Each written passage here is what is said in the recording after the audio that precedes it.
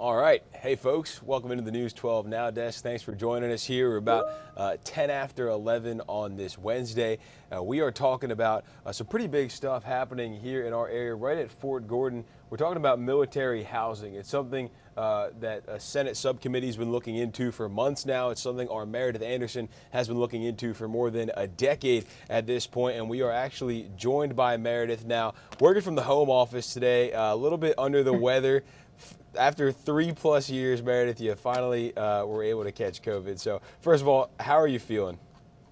Oh, I'm fine. I'm a little frustrated that I've lost my Super Dodger status, but yeah, it was about time. I'm vaccinated and boosted, and so just a little tired, a couple body aches, but really more frustrated that I'm not there today to cover the story. Senator Jon Ossoff, of course, heading to Fort Gordon today to oversee the inspections that are happening. Now, this is the first time that the Army is inspecting every single housing unit that is handled by the privatized housing companies. And this is a big deal, a very big deal, because we've been covering the story here at Fort Gordon for, gosh, more than a decade now. And our housing company happens to be Balfour Beatty, which this is a very long and storied story. But uh, this particular company handles housing at more than 50 installations. So not just Fort Gordon. It is one of the largest companies when we're talking about military housing. And Nick, we've exposed problems like mold, problems with gas, electrical, things that the Army itself has described as life, health, safety, meaning these are critical things that need to be addressed. It's not just, say, the paint's not right or, cosmetic issues. These are things that affect the life, health, and safety of the families living in these units. Yeah, and Meredith, we mentioned that this has been something that you've been looking at for more than 10 years now. So a lot of things have led us up to the point that we're at now. How did this all start? How did this get on your radar more than a decade ago? Oh gosh, gosh, do you have all day? We could talk about this all day. But really this started, I'll go back and briefly kind of give a history of how private companies became the landlords for military families, because that's kind of how we ended up where we are right now. Because essentially the Army is in a public-private partnership with a bunch of companies. It's not just Balfour Beatty, but for the purpose of this conversation, we'll just talk about Balfour Beatty because that's the one we've been investigating for more than 10 years. But in the 90s, around 1996 or so, the Army and really all of the branches of the military said, you know what, we just want to get out of the business of being a landlord. We've got a lot going on, rightfully so, and it's just a lot to deal with. So what we're going to do is we're going to put out bids to other companies and have them kind of handle all of these things. And the Army was kind of slipping a little bit. And again, just speaking specifically to the Army, because that's what we've been looking at, all the other branches were having the same issues too. They were, their interests were other places, the safety of our country. So they were saying, let's let somebody else be our landlord. A bunch of private companies put in bids. They said, let's let the private market handle it. And for a while, things went really well. And then it got really complicated. There were a number of things where enlistment numbers went down, some of the numbers went down. So some of these private companies weren't making as much money as they weren't putting as much money into the housing.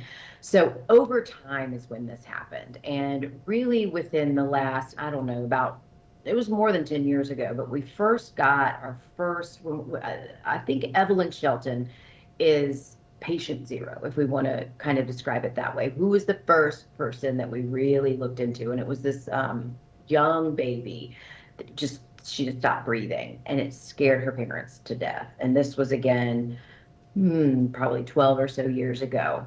And her family said, we believe it has something to do with our house, because every time we leave our house, we feel better.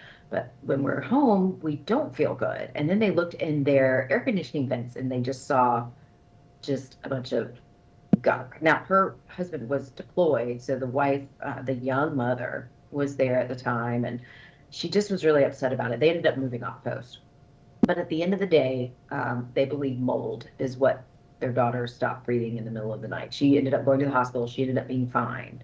But, it was very scary for these young parents. And from there, once we started looking at her story and she spoke out, that's when other families started telling us about this. And from then, it was every year families would tell us, and it wasn't just the children getting sick. It was families, the wives, some of the husbands. It really just depends on who's. Everybody kind of has a sensitivity to mold, right? But some people have a much more strong reaction to it than others. Some people get sick in different ways than others. A lot of people had different reactions to it. So it was one of those things where it just kind of piled up over the years. And covering it all this time, what was really kind of upsetting to me as a reporter, and Nick, this has happened to you many times covering stories where when someone calls and they don't want to talk about it because they're afraid of repercussions. And this happened time and time and time again. I mean, I remember a time, it was a lot more common years ago, but there were people who would call and it would just be silence on the other end of the phone. And I would kind of say, "Are you calling from Fort Gordon?" And the person would be like, "Yeah, I'm just really afraid." Or the person would say, "Hey, I have this friend and they live on Fort Gordon and I think their house is making them sick." And it would take a while for me to talk to them. And then finally, a couple conversations in, they would admit, "Okay, it's not my friend, it's me. It's my family." And things are better now where a lot more families have talked about it, but it really took a lot for families to go public with their story in the beginning. And it continued to take families to it really became, you kind of think, oh, well, you have this problem and why don't you tell somebody? Well, countless families have said that they were afraid that they would have problems with their job. I mean, if you think about it, you live where you work. And some of these families were worried that, their husband's job would be affected if they spoke up, or and this is where they live. So if they complained and somebody was mad at them about complaining, that they would get kicked out of a house and not given a place to live. So Hmm. it took a lot for people to speak up. And even now, Nick, even today, people have canceled interviews with me. One canceled not very long ago because they're still afraid. And so bringing it back to these inspections and what's happening right now is that this is going to eliminate a lot of these families from having to speak up and raise their hand and say, "You know what, I have these problems in my house," because all these homes are going to be inspected now. So they don't have to worry about saying, "You know what, I'm going to get in trouble because I think I have mold in my wall." What they can do is the inspectors will come and they will find it if it's there and then report it. So the families aren't the ones who are going to be seen as whiny, or which they shouldn't be. To me, it's just mind blowing that that was even a thing, but it was. And it was a legitimate fear for some of these families. And some of them gave me detailed instances where they believed and had pretty compelling evidence that made me believe that, there may have been something to this, that their job was affected when they spoke up. So this is a huge, huge step for them and a huge thing for their confidence level too, that they don't have to worry. These inspections are happening and they don't have to be seen as somebody who's whining or complaining, or, they don't have to worry about their job being affected. Yeah, and going back to these families, this isn't just like a couple families that you've heard from No. over the years. And if it were, this would be a completely different story. But these are families. This story's gotten so big. It went up to Capitol Hill. Was it last year you guys went up there? I mean, this is dozens, if not hundreds, of families that have spoken up over the years. And so now, after a while, we're finally starting to see some action coming of this from the highest level. So let's go back now to last year when you guys were up in Capitol Hill covering this story. Senator Ossoff kind of getting this whole thing started with the inspections and whatnot. So take us back to last year. What happened to get this ball rolling? Well, there were some, I need to go a little further back just from last year because in 2019 is when the housing crisis really just kind of hit a plateau, and it did make it up the chain of command. I mean, it was on the ground reporting, not just us. There were some other reporters in some other markets doing this as well because it was just such a massive problem. But it made it up the chain of command here from some of our reporting and in some other markets too. So anyway, Congress found out about it. They held a hearing, And for the first time, they said, wow, we got a problem and we need to fix it. Well, nothing really happened. I mean, it was a lot of talk, to be honest, and a lot of hope, but then nothing really happened. Then, not terribly long after that, there were supposed to be a tenant bill of rights, which did happen. But I mean, we dug into it once the patient bill of rights started happening and found out that Balfour Beatty was not living up to their end of the bargain here. So continually, these families have been let down. So, even when it went up the chain of command and Congress got involved, the families felt let down. So that's why I think it's so important. Senator Jon Ossoff's involvement in this is to be commended, because he is doing something, and I'll get to that in just a moment. But basically, it got to the point where eventually the Department of Justice got involved, and they proved that Balfour Beatty was involved in a scheme to defraud the U.S. government. And what they were doing was they were saying they were inflating some of their maintenance records, and they were doing this in order to get bonus money, because as these private companies were creating these living conditions or not fixing them or not helping the families, they were getting millions of dollars in bonus money, saying, oh, great job. Yeah, the families were saying, not a great job. So Balfour Beatty pleaded guilty to that. And they got basically, some military families tell me it was a slap on the wrist, and to them it was a slap in the face. But nonetheless, they were convicted of fraud.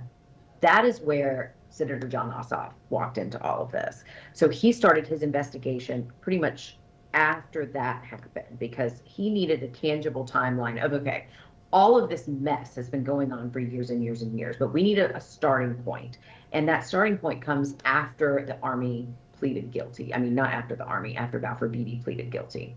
After Balfour Beatty pleaded guilty. So what they did was they started looking at the conditions that happened after that moment, and all the promises that Balfour Beatty and these companies made that we're going to make it better. So they said, okay, we're going to start there, and we're going to make sure that everything from here on out is, because it was just so overwhelming. So it's like, we're going to start here and we're going to fix it, right?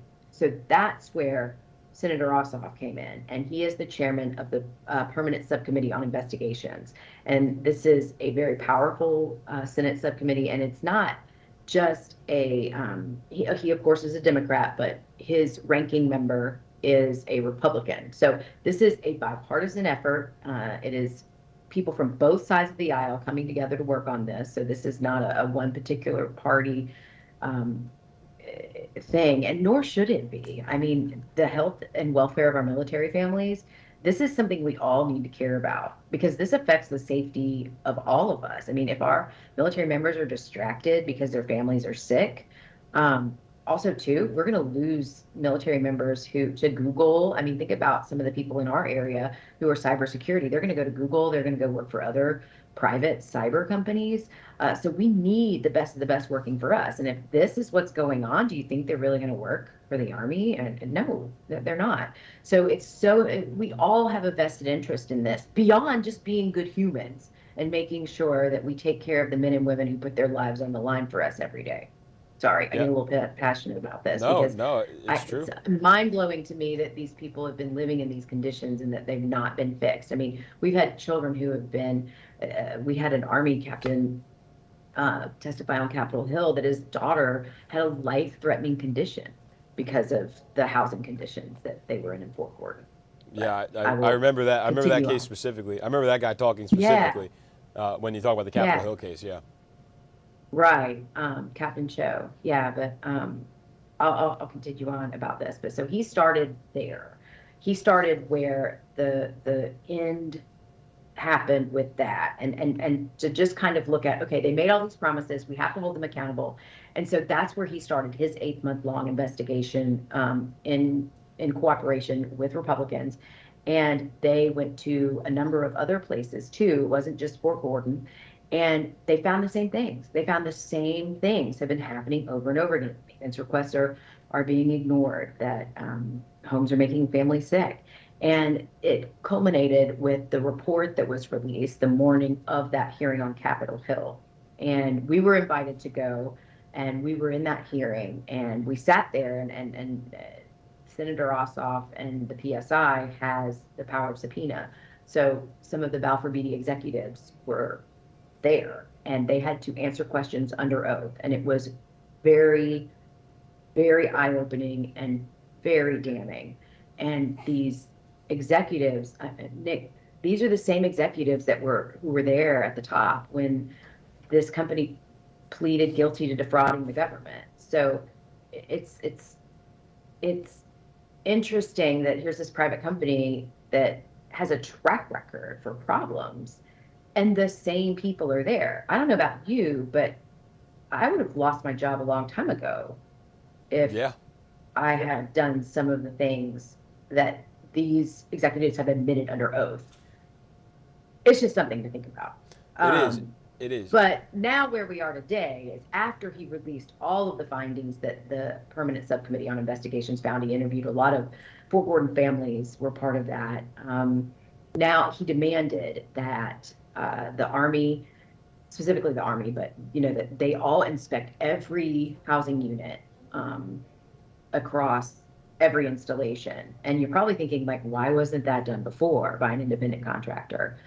It's the whole complexity of the private companies owning that land and basically handling all of the housing. So the Army can't just say, hey, let's go in and look, because the Army kind of gave up their rights as a landlord when the private companies came in and did that. So now that these inspections are happening as a result of all of that, problems that were exposed following the investigation. So what the PSI did was they took a very structured amount of time, rather than saying this has always been a problem.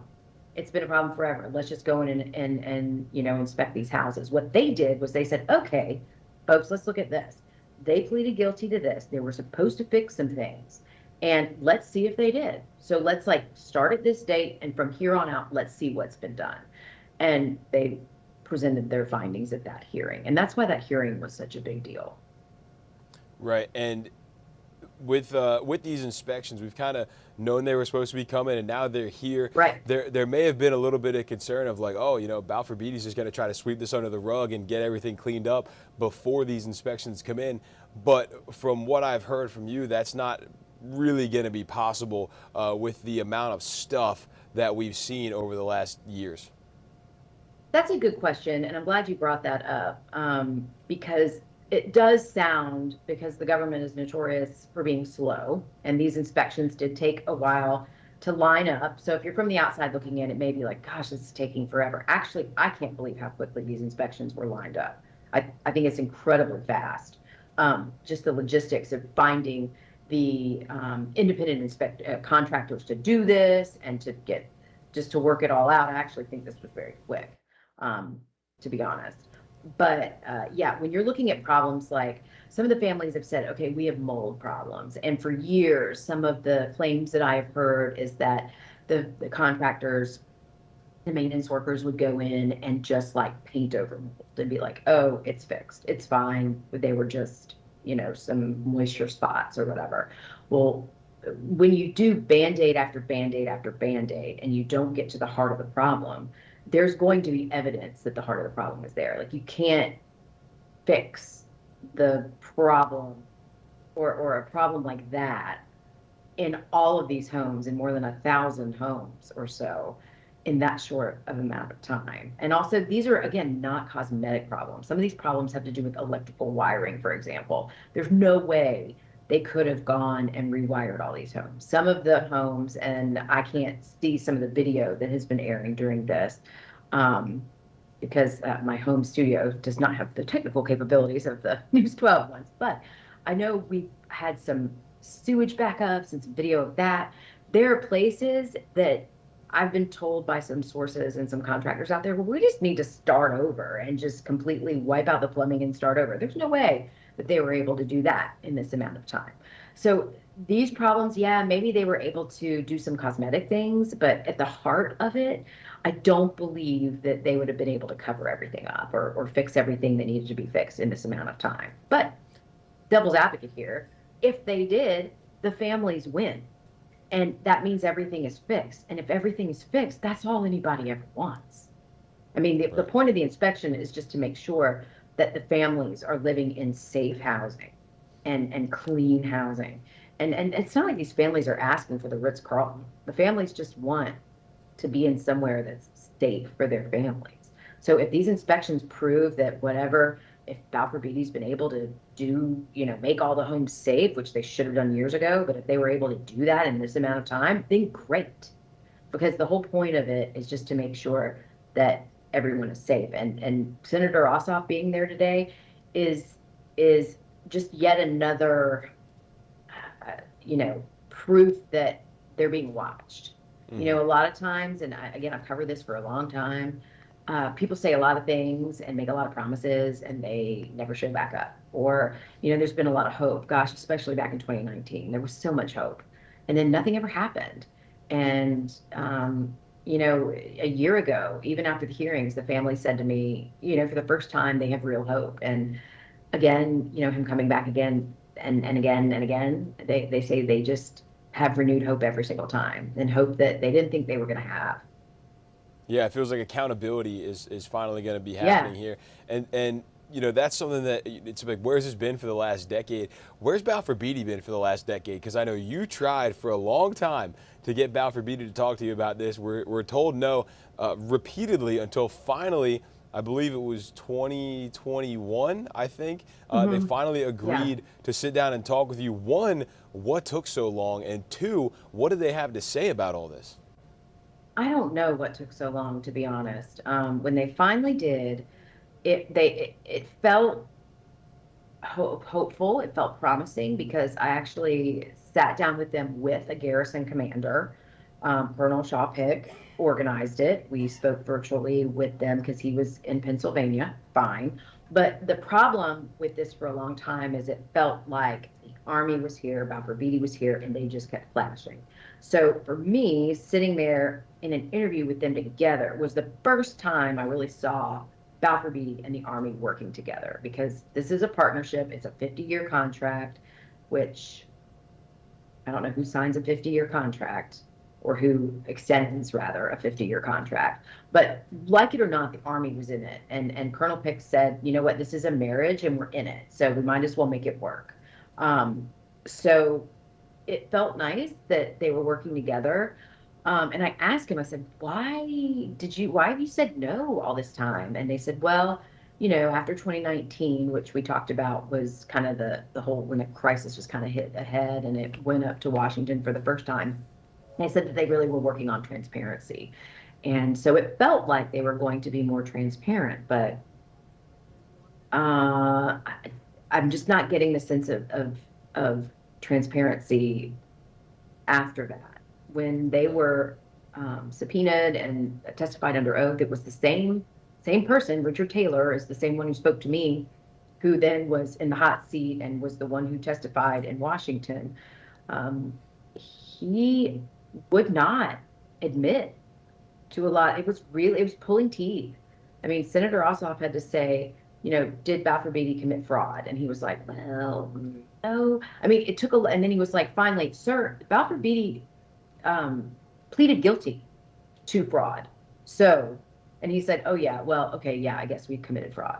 So I didn't feel the promise of transparency play out, especially when he was, I mean, even under oath, when he's being questioned in a Senate hearing.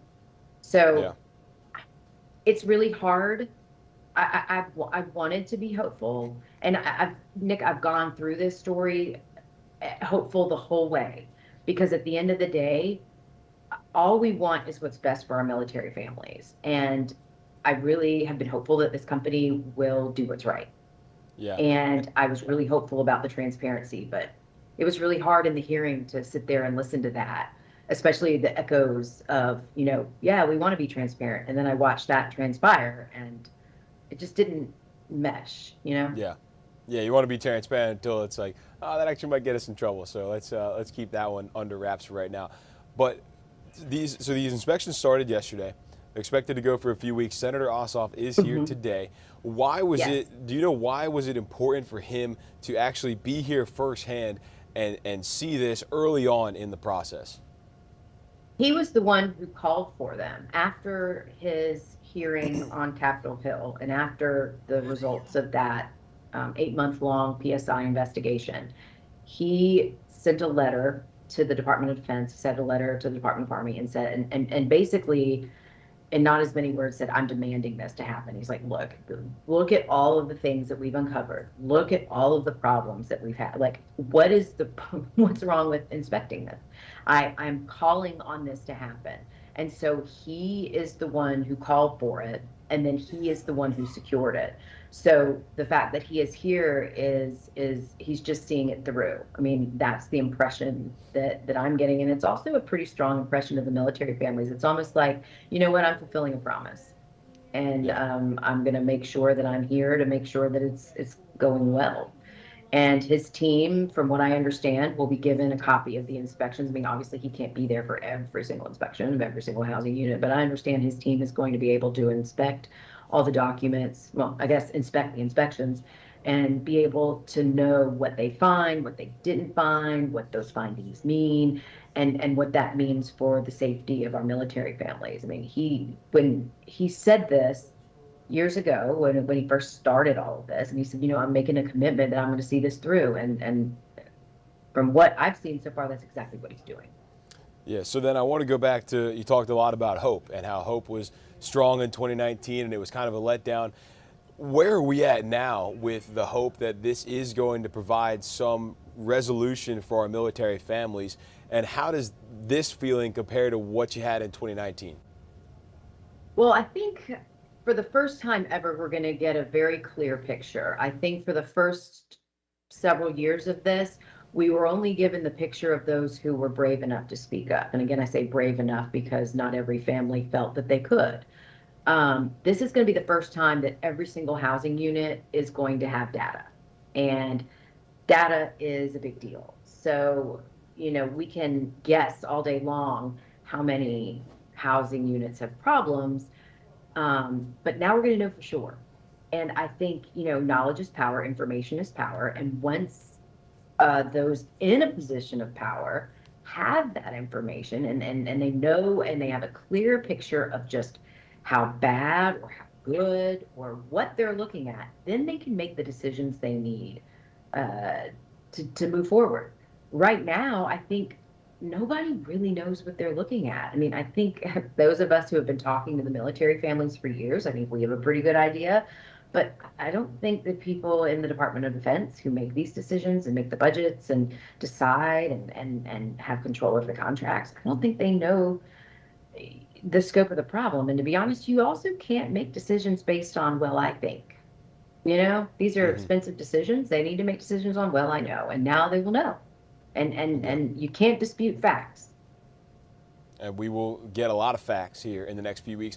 Yep. So it's been a long, emotional experience for a lot of families here. Some that went all the way up to Capitol Hill, as you said, have had to see their kids get sick, their spouses get sick, have had to see just some horrible things in the place that they live and they work. You've been talking to these families for years. You know a lot of these families better than any of us will ever. How are they feeling right now that something is finally physically being done to these houses?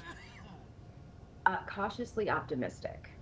I think they're excited that this is happening. I think, and I don't really want to speak for all of them. Sure. Some of them have very different opinions than others, but they're more hopeful than they've ever been. And I think the proof is in seeing more movement forward than they've ever seen. Yeah. Yeah, definitely, and it's good to see. And again, you kind of said it earlier, we have to commend Senator Ossoff for not only getting this ball rolling, but also seeing it through and coming down here and you know, trying to help these military families out, because at the end of the day, like you said, this is our military. These are the people that are sent to protect and serve for us, and this is the kind of treatment that they get in return. It's not right, and hopefully something good is going to come out of all this. On the other side, whether Balfour Beatty miraculously fixed everything before the inspections come through, great, we're done here. If not, hopefully they are held accountable after all these years. So, Meredith, is there anything else that we need to know about these inspections, or about? I know we could fill a whole 3 hours with this if we wanted to. Oh But yeah. is there anything else we I need to just know scratched really the what's going on surface. now? I know. You've been, 10 plus years of content. You're bound to get a little bit more than 30 minutes in there. But what is there any other big information that we really need to know, either with this or moving forward? Not really, just that we're going to stay on it. I, and to the families who continually have, over the years shared their stories. I know I've said it several times, but they really are the brave ones here because they spoke up when they were afraid, and they they really. It's sad that here are these families that have been putting their lives on the line, and they've been getting sick at home, and it's almost like they feel like they have to fight again just to get safe housing. And it's it's still unbelievable to me, but I commend them for having to stand up for what's right. I mean, their whole job is to stand up for what's right. They shouldn't have to stand up for what's right twice. In their own homes, where they live and sleep and eat and spend time with Right. their families and whatnot. And yeah, just such an important issue that you've been working on for a while. And Meredith, we got to commend you as well, tip the cap here, because without the reporting you've done, and this goes back to the families too, without them speaking up originally and reaching out to you and getting this story out there, this all wouldn't have happened. Because your work's been credited by some lawmakers. I don't remember if Senator Ossoff himself did, but I know it's been a topic of conversation among lawmakers as well. So really this started with you and with these families who have reached out to you. And so it's hard to put into words how important this work is that you're doing and how important it is that families have reached out to you. So just wanted to put that out there as well. But yeah, I think that's kind of a good idea of exactly what's going on here. I know, again, we said we just barely scratched the surface today. We could go on for hours about this, and I'm sure we will again. I'm sure this is not the last time we'll talk about this, because what is it, 4 weeks of inspections that they have? Yeah, it's. I mean, that's just an estimate. Right. It depends. I mean, as well as I do, they could walk into one house and maybe find a bunch of problems, and it could take much longer in some areas, or maybe shorter. I think all of this remains to be seen, and especially that Fort Gordon is the first installation where these inspections are happening. It's going to be interesting. Other installations are watching this because Right. they're next. They Yeah. haven't had this happen next, so Fort Gordon is kind of the first to go. So we're the guinea pigs here too. So it's really just we're watching this. A lot of people are watching this for a lot of different reasons. Yeah, exactly. And so we'll be sure to keep you guys updated. We'll probably do another one of these News 12 Now chats with Meredith, because, of course, this isn't something we could just put on the newscast, these longer form conversations like this. So, Meredith, we do appreciate the time, and hope you get well soon, drink lots of water, get lots of rest, and we'll see you back here hopefully sooner rather than later. Yeah, as soon as I test negative. Yeah, good. Well, we look forward to it. Thanks, Meredith. All right, bye. Okay, so there you had it, Meredith Anderson, giving us the update there on what's going on Fort Gordon. Again, inspections happening right now on the military housing there on post. Senator Jon Ossoff himself is down here today. He'll be talking about it, so we'll have the latest from him coming up later this evening as well. So if you missed any of this conversation, we will have it up on our website, also on our YouTube channel. So if you want to check it out there, we will have all the conversation there if you missed any, or if you want to rewatch it, anything like that. So that's going to wrap up our little News 12 Now for the day. Thanks so much for tuning in. We've got about 15 minutes here until our midday newscast. Zaina and Tim will have the latest news and weather. As for News 12 Now, we'll see you back here tomorrow. Have a good one.